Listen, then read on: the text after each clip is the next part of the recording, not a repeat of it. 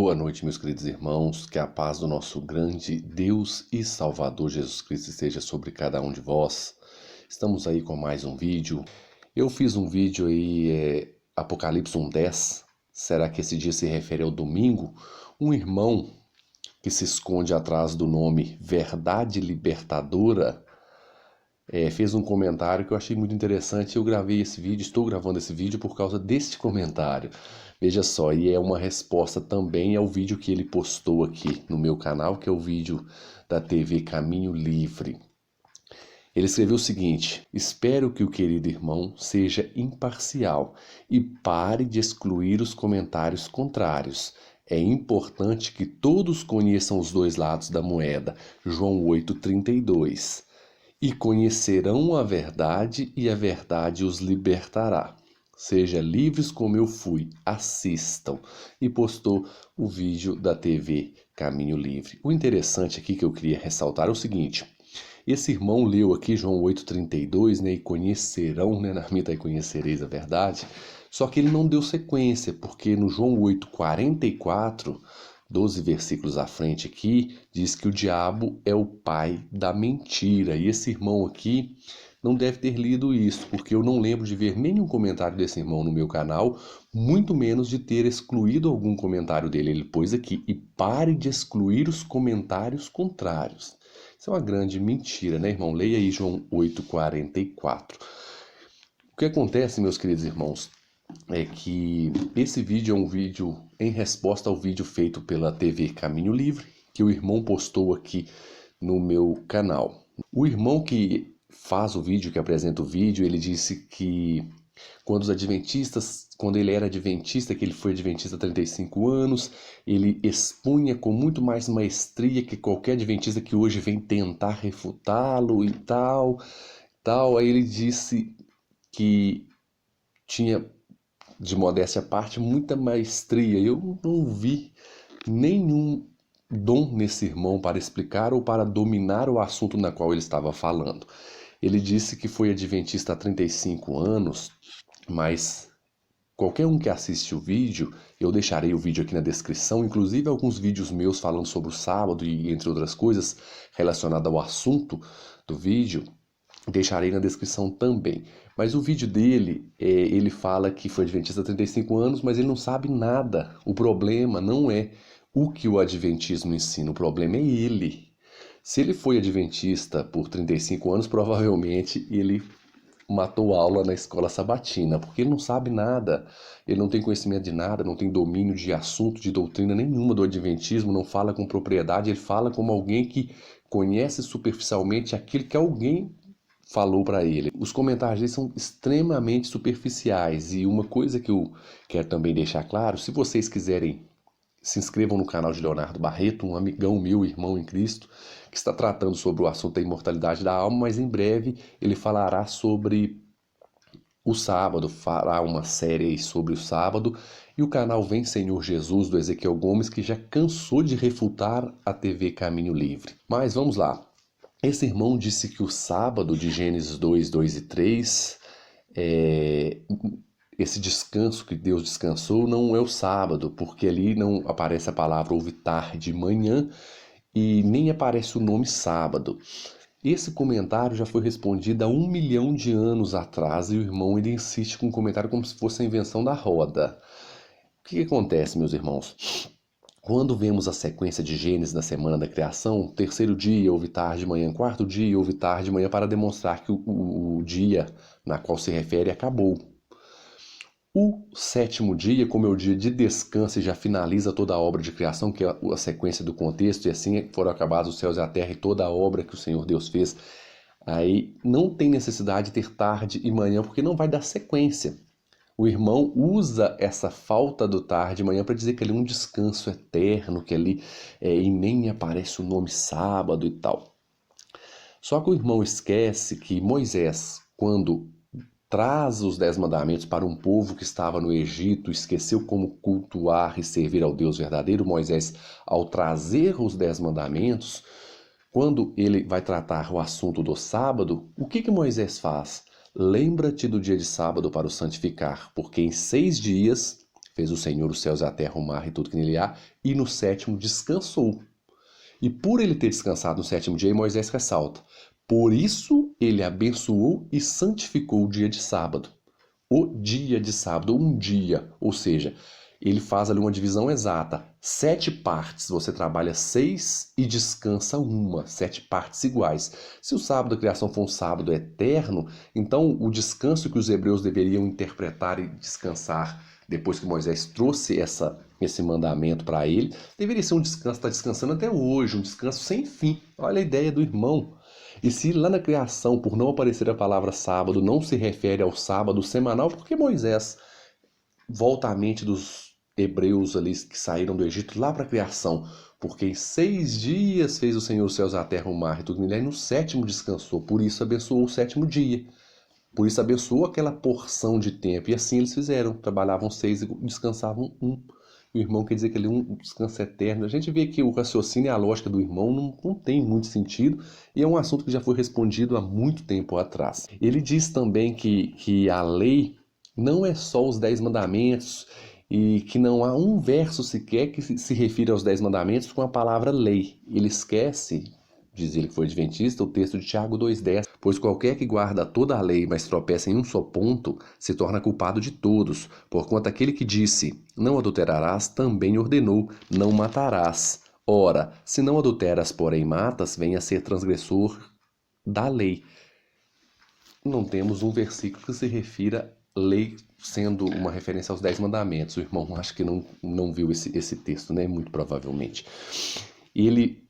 Não que o conceito de lei é amplo e tal. O conceito de lei é amplo. Todos nós sabemos disso. Quando usa-se a palavra lei, pode se referir a Torá, pode se referir a Tanar, no geral, pode se referir aos escritos, pode se referir apenas aos profetas.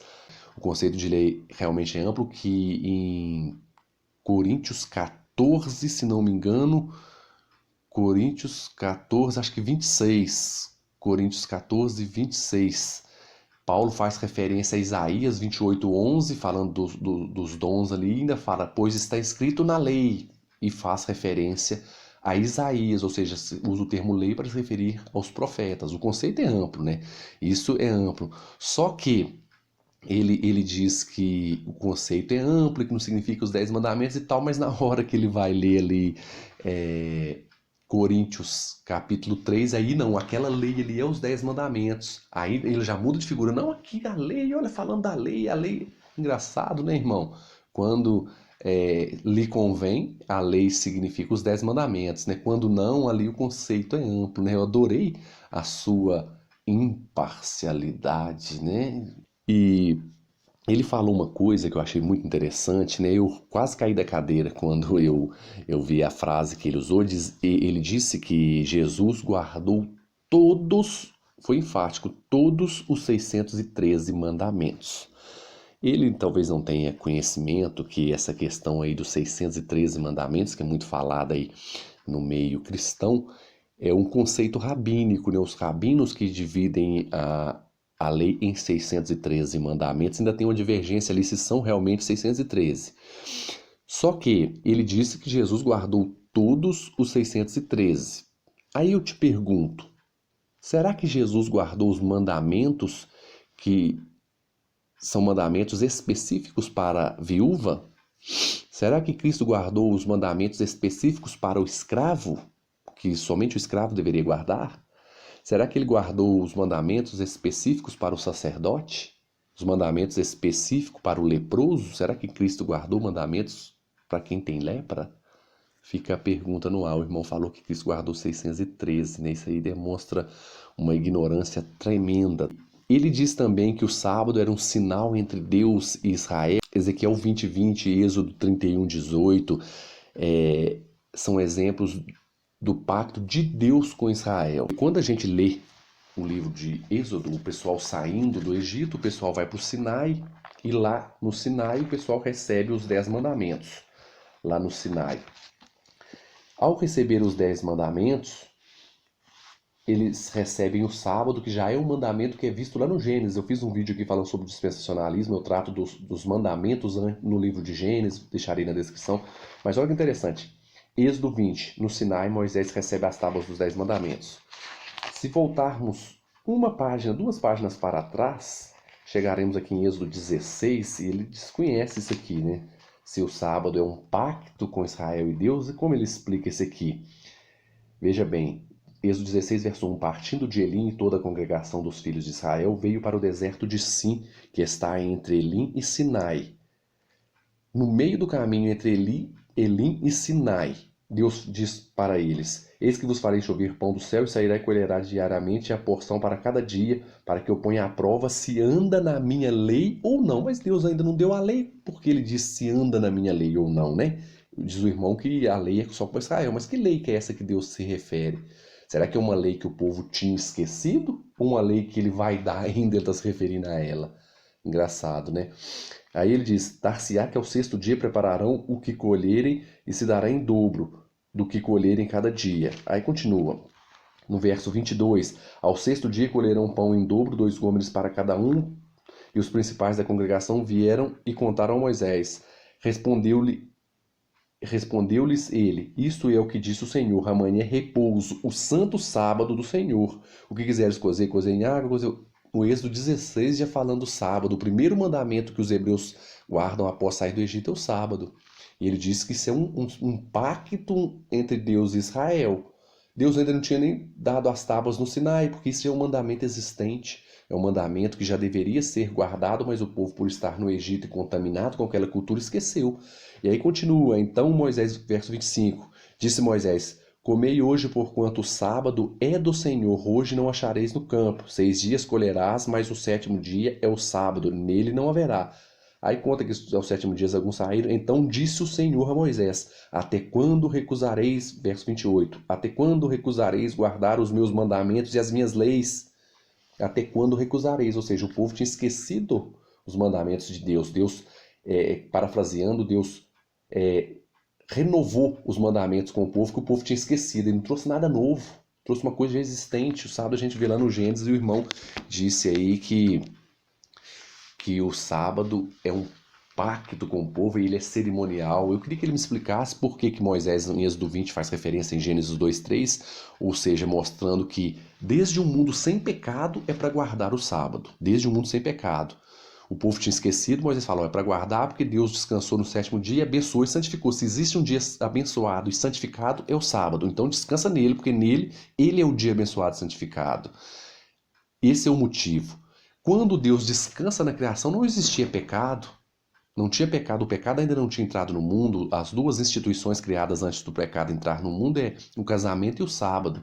Como que o sábado é cerimonial se não existia nem pecado e o cerimonialismo aponta para a solução do pecado? Ele usa João ali 1,17 falando da graça, faz aquele cortina de fumaça falando que é a graça, que é só pela graça que somos salvos. Todo adventista sabe disso e fala isso e confessa isso.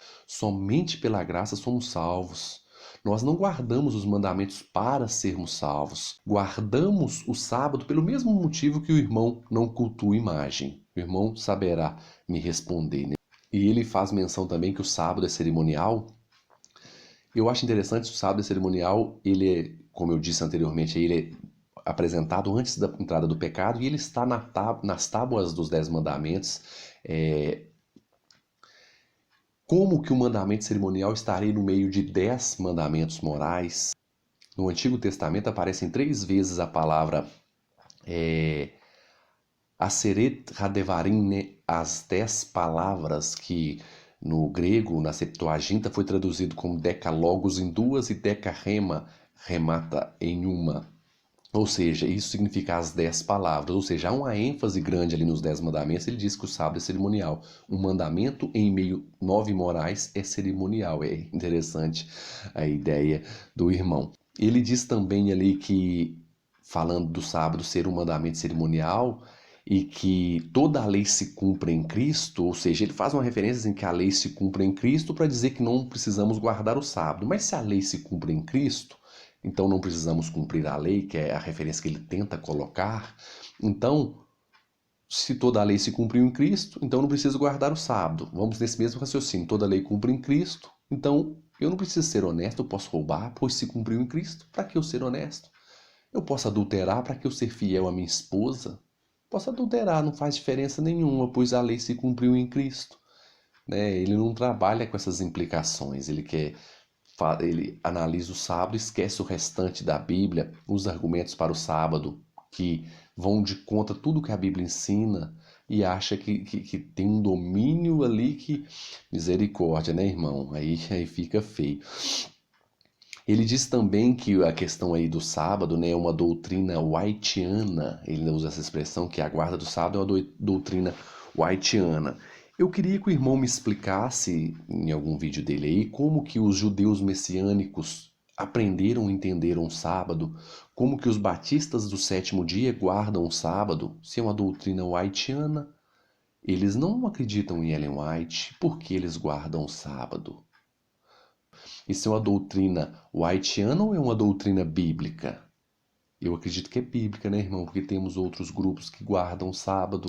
Ele vai falar ali do sábado em Colossenses 2,16, ele perde o foco e já passa para alimentação, a questão de comida imunda, e demonstra, né, que ele não tem conhecimento nenhum e ele consegue demonstrar tanto que não conhece o contexto nem os significados das palavras que estão ali nos originais. A palavra broses e poses, que significa, que é melhor traduzida como o ato de comer e o ato de beber. Não a comida em si, não é a comida em si, o tipo de comida, e sim o ato de comer e o ato de beber. E se essa palavra por comida se refere a Levítico 11, que é abolindo Levítico 11, e a palavra bebida vai abolir o que, meu irmão? O irmão poderia explicar isso pra gente. Ele falando de comida, perdendo o foco ali, ele cita Marcos 7 e diz que Jesus considerou puro todos os alimentos. Uma pessoa que já foi adventista e não aprendeu isso é uma vergonha. Ele nunca foi adventista, ou então o problema é ele. É igual eu ir para a NASA falar assim, não, a NASA, o pessoal não sabe nada na NASA. O pessoal não sabe nada, tá tudo errado na NASA. O problema está com o pessoal da NASA ou o problema está comigo que não consegui aprender o que eles ensinam, o conhecimento que eles têm? Temos que avaliar isso, né, irmão? Vou fazer uma pequena recapitulação aqui que não é o tema, mas de Marcos 7, porque isso aí foi uma pérola no seu vídeo. Ora, reuniram-se a Jesus os fariseus e alguns dos escribas vindo de Jerusalém. Se é fariseus, escribas e Jesus, que era judeu, todos sendo judeus, o assunto ali é impossível de ser sobre alimento impuro ou não, imundo ou não, porque todos são judeus. Se fossem judeus e gentios, até que sim. Todos os judeus vão falar de carne de porco, de uma comida impura. Olha a ideia do irmão. Aí continua aqui, verso 2. E vendo que alguns dos discípulos dele, de Jesus, né, comiam pão com as mãos impuras, isto é, por lavar, ainda vem o versículo 3, pois os fariseus e todos os judeus observavam a tradição dos anciãos e não comem sem lavar cuidadosamente as mãos quando voltam da praça, do mercado e tal. E continua falando, ele não viu esse contexto aqui, que o assunto é lavar as mãos, seguindo o ritual de purificação dos judeus, a tradição dos anciãos. Ele não...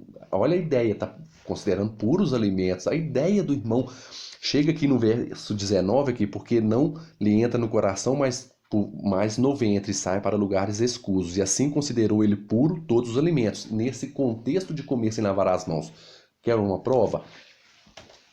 Mateus 15, veja só como o texto no Evangelho Sinótico, o texto paralelo a esse, como deixa claro essa questão, e o irmão, sendo adventista, não sabe disso e depois acha ruim da gente criticar, de ser criticado, né? Veja bem, Mateus 15, o mesmo texto. Então vieram de Jerusalém Jesus, alguns fariseus e escribas, e lhe perguntaram, por que transgride os teus discípulos a tradição dos anciãos, pois não lavam as mãos quando comem? Ele respondeu, por que transgride vós o mandamento de Deus por causa da vossa tradição? Jesus respondendo eles, né? Aí vem aqui, verso 9. Em vão me adoram ensinando doutrinas que são preceitos de homens, Jesus dizendo. Quando a gente chega aqui no verso 17, diz o seguinte, não compreendeis que tudo que entra pela boca desce para o ventre e depois é lançado em lugares escusos, mas o que sai da boca vem do coração. É isso que contamina o homem, pois, porque do coração procedem os maus desígnios, homicídio, adultério, prostituição, furto, falso testemunho e blasfêmia. São estas coisas que contaminam o homem, mas o comer sem lavar as mãos não o contamina, ou seja, ali o assunto é comer sem lavar as mãos, meu irmão, não é carne de porco ou não, por isso considerou ele puro todos os alimentos. Olha a ideia do irmão, olha a ideia que o irmão tem, o problema é o adventismo ou o irmão, não tem lógica. E aí ele vai explicar Colossenses 2,16. Aí a coisa fica feia pro lado dele.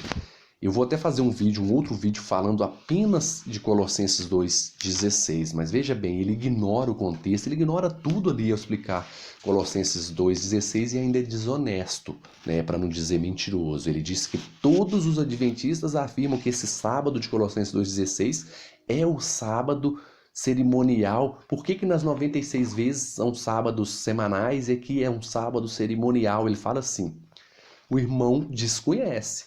Vários adventistas afirmam que esse sábado aqui é um sábado semanal. Eu sou um deles, Samuel Baquioc é outro. Temos vários adventistas que afirmam que este sábado é um sábado semanal. E isso não muda nada se é cerimonial ou semanal. Vamos dar uma analisada superficial em Colossenses capítulo 2, que o irmão fez aí, falou e não explicou nada e ignorou o contexto. Vamos ver aqui Colossenses capítulo 2, pulando alguns versos. Diz o seguinte, Colossenses capítulo 2: Gostaria, pois, que soubesses com grande luta venho mantendo por vós, pelos laudicenses, e por quanto não me viram face a face, para que o coração deles sejam confortados e vinculados juntamente em amor, e eles tenham toda a riqueza da forte convicção do entendimento, para compreenderem plenamente o mistério de Deus Cristo, em que todos os tesouros da sabedoria e do conhecimento estão ocultos. Assim digo, para que ninguém vos engane com raciocínios faláceis, para ninguém ser enganado com raciocínios, coisas que não tem nada a ver com as Escrituras. Continuando aqui, verso 6. Ora, como recebestes Cristo Jesus, o Senhor, assim andai nele radicados, edificados e confirmados na fé, tal como fostes instruídos, crescendo em ações de graças. Cuidado que ninguém vos venha enredar com sua filosofia e vã sutileza, conforme a tradição dos homens, conforme os rudimentos do mundo e não segundo Cristo. Esses rudimentos do mundo aqui ainda pode ser traduzido de outra forma, que eu não vou tratar isso aqui agora. Porque aí ele resume, porque em Cristo, ele é enfático nisso aqui, porque em Cristo, porque nele habita corporalmente toda a plenitude da divindade, ou seja, em Cristo toda a plenitude da divindade está. Também nele estáis aperfeiçoados, ele é o cabeça de todo o principado e todo potestade. Verso 16, ninguém pois vos julgue por causa de comida, de bebida, ou dia de festa, ou lua nova, ou sábados. Porque tudo isso tem sido sombra das coisas que haviam de vir, porém o corpo é de Cristo. Ninguém se faça árbitro contra vós outros, pretextando humildade e culto dos anjos, baseando em visões e enfatuando sem motivo algum na sua mente carnal. Pulando aqui, vamos para o verso 20. Se morresses com Cristo para os rudimentos do mundo, por que, como vivesses no mundo, vos sujeitais a ordenanças? Não manuseeis isso, não proveis aquilo, não toqueis naquilo outro, segundo os preceitos e doutrinas dos homens? Pois que todas estas coisas com o uso se destroem. Tais coisas, como efeito, têm aparência de sabedoria, como culto de si mesmo e de falsa humildade, e de rigor ascético, todavia não tem valor algum contra a sensualidade. Vemos aqui que Paulo está tratando aqui, pode ser sábado semanal ou sábado cerimonial, é uma questão de culto aos anjos, um rigor ascético, o pessoal abrindo mão ou se privando de alimentos e de bebidas ali por algum fim, que talvez seja justificação, tentando alcançar a justificação pelas obras, a justificação por algum tipo seja culto aos anjos, ou seja, os rudimentos do mundo, e Paulo deixa claro que isso só ocorre por meio de Cristo, pois nele habita corporalmente toda a plenitude da divindade, nele estão ocultos todos os tesouros da sabedoria, do conhecimento. Paulo deixa claro que, esse texto para mim é um texto que deixa claro que o sábado deve ser guardado, porque o pessoal estava guardando e associando doutrinas pagãs com a guarda do sábado, e Paulo vem corrigir a guarda do sábado, dizer que somos justificados por Cristo apenas e não por obras E corrigir um mandamento mal guardado, uma mal guarda de um mandamento, não é abolir o mesmo. E o interessante é que em Atos vemos um concílio para tratar e ou abolir a circuncisão para os gentios. O sábado, que é muito maior e importante que a circuncisão, não vemos nenhum concílio para tratar do sábado. Se o sábado fosse abolido, deveria sim haver um concílio, uma coisa claríssima nas Escrituras dizendo não precisa mais guardar o sábado. São textos fora do contexto, textos mal interpretados, que os irmãos pegam e querem dizer que o sábado foi abolido. Ninguém vos julgueis por comida, bebida, festa de lua nova ou sábado. É quem aboliu o sábado. Olha a ideia do irmão. Olha onde o irmão vai parar ignorando o contexto, que Paulo está mostrando que a justificação, a nossa justificação é somente em Cristo. Não precisa de culto ao anjo, de rigor ascético, de se privar de alimento, de sexo, de nada. Para ser salvo é apenas em Cristo. Olha a ideia do irmão. Aí ele finaliza, né, usando o texto de Hebreus 4, que aí sim ficou difícil, né, irmão? Hebreus 4, ele não leva em consideração que o texto de Hebreus foi escrito ali por volta do ano 70. Alguns aplicam que Hebreus foi Paulo que escreveu, assim, não a mão dele, mas foi um discurso dele, né? Algum copista que escreveu os ditos dele, seja num sermão ou um dito pessoalmente, ele ditando o texto, como Romanos. Mas olha só, Hebreus foi escrito por volta do ano 70, Cristo morreu no ano 31, veja bem, quase 40 anos após a cruz. E o autor de Hebreus, ao tratar do descanso celestial, ele usa como exemplo o sábado semanal, o sétimo dia. Diz assim: nós, porém, que cremos, entramos no descanso, conforme Deus, verso 3, tem dito: assim jurarei na minha ira, não entrarão no meu descanso, embora certamente as obras estivessem concluídas desde a fundação do mundo, porque em certo lugar assim disse, no tocante ao sétimo dia, e descansou Deus no sétimo dia, de todas as obras que fizera, e novamente no mesmo lugar não entrarão no meu descanso, visto por quanto que resta entrarem alguns nele, tal. Continua o texto. O texto de Hebreus é tão claro que é uma referência clara à guarda do sábado, porque o autor, Paulo, provavelmente, ao tratar do descanso celestial, da salvação, ele usa como exemplo do descanso celestial o descanso semanal, do sétimo dia, o sábado. Se o sábado houvesse caído em desuso, não faria o menor sentido ele usar um dia de trabalho, labor e fadiga para comparar com o descanso celestial em Cristo, a salvação. Ele usou um dia que é um dia de tranquilidade, paz e descanso. Isso é prova que o sábado era guardado no ano 70 depois de Cristo, 40 anos quase após a cruz. Aqui sim, aqui se refere ao descanso celestial, mas o que é usado para exemplificar o descanso celestial é o descanso semanal. Como que o irmão quer dizer que... Aí ele faz uma aplicação muito doida para dizer que o descanso da Bíblia toda é o descanso eterno. Olha a ideia do irmão. E aí volta de novo com a justificação pela graça. Meu irmão, só de Deus criar o homem já é um exemplo de graça. O Cordeiro de Deus que foi morto antes da fundação do mundo, ou seja, o plano de salvação foi elaborado antes do homem ser criado. Isso é graça. Quando Deus tira o pessoal do Egito, ele diz: eu sou o teu Deus que tirou da terra do Egito, não terás outro Deus diante de mim. Primeiro Deus salva, tira do Egito e depois dá a lei, ou seja, primeiro vem a graça. A graça existe em toda a Bíblia, de Gênesis a Apocalipse. Meus irmãos, observem aí os dois lados da moeda e vejam. Na história da igreja, desde o primeiro século, tem gente que é a favor e contra a igreja de Deus. Tem gente migrando de um lado para o outro. Isso não é sinal que a igreja está errada. Tenha sua comunhão com Cristo, tenha sua comunhão com o Espírito Santo, leia a palavra, ore e peça a Deus para te dar entendimento e discernimento. E se baseie em uma boa compreensão da Bíblia, uma boa leitura, que é o que o irmão não faz. O irmão não consegue fazer uma leitura boa e plena de Marcos 7. Não guardamos os mandamentos para sermos salvos, e sim porque somos salvos. E se guardar o sábado é farisaísmo, não vou guardar o sábado porque isso é farisaísmo. Então não roubar, não matar, não adulterar também é farisaísmo. Temos que roubar, matar e adulterar para não sermos fariseus. Que o Senhor seja com você, seja conosco e nos ajude a compreender mais da sua vontade. Fiquem na graça, meus irmãos, e tenham uma boa noite. E até o próximo vídeo.